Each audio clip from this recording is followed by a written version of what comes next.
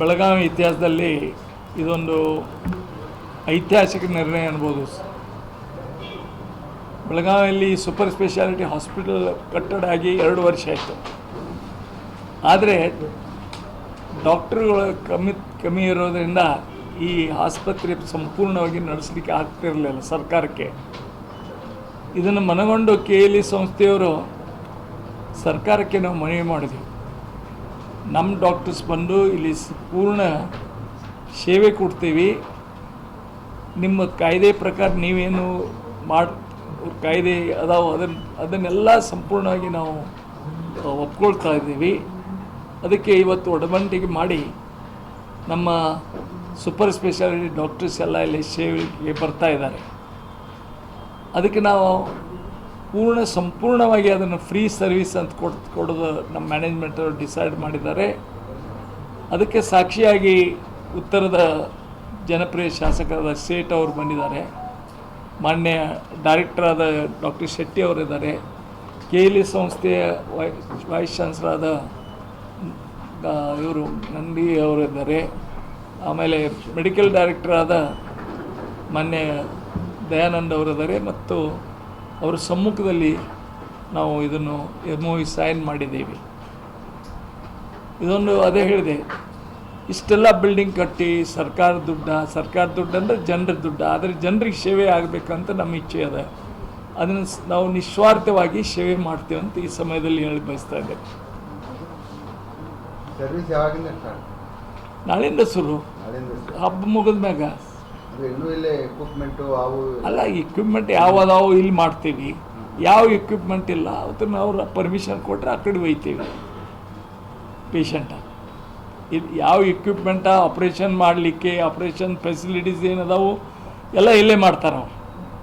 ಯಾವ ಇಲ್ಲ ಅದು ಅವ್ರು ಪರ್ಮಿಷನ್ ಕೊಟ್ಟರೆ, ಯಾಕಂದ್ರೆ ಪೇಷಂಟ್ ಬರ್ಬೋದು, ಖರೆ ಪರ್ಮಿಷನ್ ಅವ್ರು ಕೊಡಬೇಕಲ್ಲ, ಅವ್ರು ಕೊಟ್ಟು ಕರ್ಕೊಂಡು ಹೋಗಿ ಅಲ್ಲಿ ಮಾಡಿ. ಹಾಂ, ಡಾಕ್ಟರ್ ಯೂಶ್ವಲಿ ಇಲ್ಲಿ ಬರ್ತಾರೆ 9 ಗಂಟೆಗೆ ಬರ್ತಾರೆ. ಎಷ್ಟು ಗಂಟೆಗೆ ಈಗ ನಾವು ಶುರು ಮಾಡಿರೋದು OPD ಸರ್ವಿಸ್ ಮಾಡ್ತಾ ಇದ್ದೀವಿ. ಈಗ ನಮಗೂ ಕೂಡ ಗೊತ್ತಾಗಬೇಕು ಹೆಂಗೆ ಸಿಸ್ಟಮ್ ಇದೆ ಏನಿದೆ ಅಂತ. ಸೊ 9ರಿಂದ 1 ಗಂಟೆವರೆಗೆ ಇಲ್ಲಿ ಇರ್ತಾರೆ. ಅದಕ್ಕೆ ಒಬ್ಬರು 1 ಯೂನಿಟ್ ದಿನ ಇಲ್ಲಿ ನಾವು OPD ಕಳಿಸ್ತೇವೆ. ನಾಳೆ ಇವ್ರಿಗೆ ಸಫಿಷಿಯೆಂಟ್ ಆದ ನಮಗೆ ಅಲ್ಲಿಯೂ ಬೇಕಲ್ಲ, ನಮಗೂ ಬೇಕಲ್ಲ, ಅದಕ್ಕೆ ನಾವು ಸರ್ವಿಸ್ ಅದು ಕೊಡಾಕದೇವ್ರು. ನೀವು ದಯವಿಟ್ಟು KLE ಸೊಸೈಟಿ ಕೊಟ್ಟರೆ ಅದು ಇದನ್ನು ತಲೆಗಿನ ಮೊದಲು ತೆಗೀರಿ. ನಾವು ಇಲ್ಲಿ ಬಂದು ಸರ್ವಿಸ್ ಮಾಡ್ಲಿಕ್ಕೆ ಬಂದಿದ್ದೇವೆ ಇಳಿತು. ನಾವೇನು ಇದನ್ನು ತೊಗೊಳಕ್ಕೆ ನಾವು ಸರ್ಕಾರದ ಆಸ್ತಿ ಅದು ತೊಗೊಳಕ್ಕೆ ಓವರ್ನೈಟ್ ಏನು ಯಾರು ತೊಗೊಳಕ್ಕಾಗೋಲ್ಲ, ಮತ್ತು ಸರ್ಕಾರ ಕೊಡೋಕ್ಕಾಗೋಲ್ಲ. ಅದಕ್ಕೆ ಅದನ್ನು ತಲೆಗಿನ ತೆಗೆದುಬಿಡ್ರಿ. ಸರ್ವಿಸ್ ಸಲುವಾಗಿ ಬಂದೀವಿ. ಅವ್ರಿಗೆ ಯಾವಾಗ ಎಸ್ಟಾಬ್ಲಿಷ್ ಆಗ್ತದೆ ನಮ್ಮ ಡಾಕ್ಟರ್ ನಾವು ವಿಡ್ರಾ ಮಾಡ್ತೀವಿ ಅಲ್ರಿ MD ಎಲ್ಲರಿಗೆ ಅವ್ರದ್ದು ಯಾವಾಗ ಸಂಪೂರ್ಣ ಆಗ್ತದೆ, ಎಲ್ಲ ಡಿಪಾರ್ಟ್ಮೆಂಟ್ ನಡೆಯಕ್ಕೆ ಶುರು ಮಾಡಿದ್ರು, ನಾವು ಯಾಕೆ ಇಲ್ಲಿ ನಿಲ್ಬೇಕು? ಸಿಂಪಲ್ ಅದ. ಎಲ್ಲರಿಗೆ ಮಾಡ್ತಿದ್ದಾರೆ,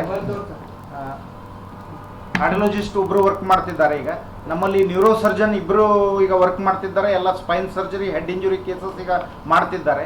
ಒಬ್ಬರು ಪೀಡಿಯಾಟ್ರಿಕ್ ಸರ್ಜನು ವರ್ಕ್ ಮಾಡ್ತಿದ್ದಾರೆ. 4 ಮಂತ್ಸಿಂದ ಎಲ್ಲ ಆಪರೇಷನ್ ಎಲ್ಲ ಮಾಡ್ತಿದ್ದಾರೆ. OPDಯು ವಾರಕ್ಕೆ 3 OPD ನಡೆಸ್ತಿದ್ದಾರೆ. ಮತ್ತು ನಮ್ಮಲ್ಲಿ ಮೆಡಿಕಲ್ ಗ್ಯಾಸ್ಟ್ರೋಎಂಟ್ರಾಲಜಿಸ್ಟ್ ಒಬ್ಬರು ಅವರು OPD ಮಾಡ್ತಿದ್ದಾರೆ, ಎಂಡೋಸ್ಕೋಪಿ ಎಲ್ಲ ಮಾಡ್ತಿದ್ದಾರೆ.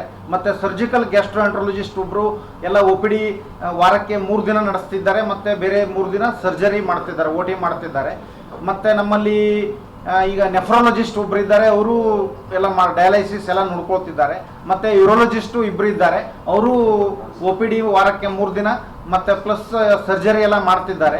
ಈಗ ನಮ್ಮಲ್ಲಿ ಈ ಹಾಸ್ಪಿಟಲಲ್ಲಿ 9 ಮಾಡ್ಯುಲರ್ OT ಇದೆ.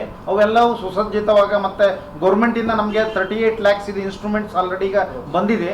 ಮತ್ತು ಈಗ ನಮ್ಮಲ್ಲಿ ಕಾರ್ಡಿಯೋಥೊರಾಸಿಕ್ ಸರ್ಜರಿ ಬಿಟ್ಟು ಮತ್ತೆಲ್ಲ 38 crores ಈಗ ಇನ್ಸ್ಟ್ರೂಮೆಂಟ್ಸ್ DME ಅವರಿಂದಲೇ ಬಂದಿದೆ, ಬೆಂಗಳೂರಿಂದಲೇ ಎಲ್ಲ ಬಂದಿದೆ.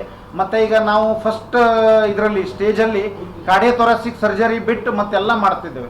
ಕಾರ್ಡಿಯೋಥೊರಾಸಿಕ್ ಸ್ಟೇಜ್ ನೆಕ್ಸ್ಟ್ ಸ್ಟೇಜಲ್ಲಿ ನಾವು ತಗೊಳ್ಬೇಕಂತೇಳಿ ಸರ್ಕಾರದ ಮಾನ್ಯ ನಮ್ಮ ಮೆಡಿಕಲ್ ಎಜುಕೇಷನ್ ಮಿನಿಸ್ಟ್ರಿ ಹೇಳಿದ್ದಾರೆ. ನೆಕ್ಸ್ಟ್ ಇಯರಿಂದ ಕಾರ್ಡಿಯೋಥೊರಾಸಿಕ್ ಸರ್ಜರಿ ಸ್ಟಾರ್ಟ್ ಮಾಡ್ತಿದ್ದೇವೆ. ಮತ್ತು ಈಗ ಏನಾಗಿದೆ, ರೈಟ್ ನಾವು ಆ್ಯಕ್ಚುಲಿ ನಮ್ಮಲ್ಲಿ ಎಲ್ಲ ಅಸಿಸ್ಟೆಂಟ್ ಪ್ರೊಫೆಸರ್ ಬಂದು ಜಾಯ್ನ್ ಆಗಿದ್ದಾರೆ. ಕಾಂಟ್ರಾಕ್ಟ್ ಬೇಸಿಸಲ್ಲಿ ನಡೀತಿದೆ.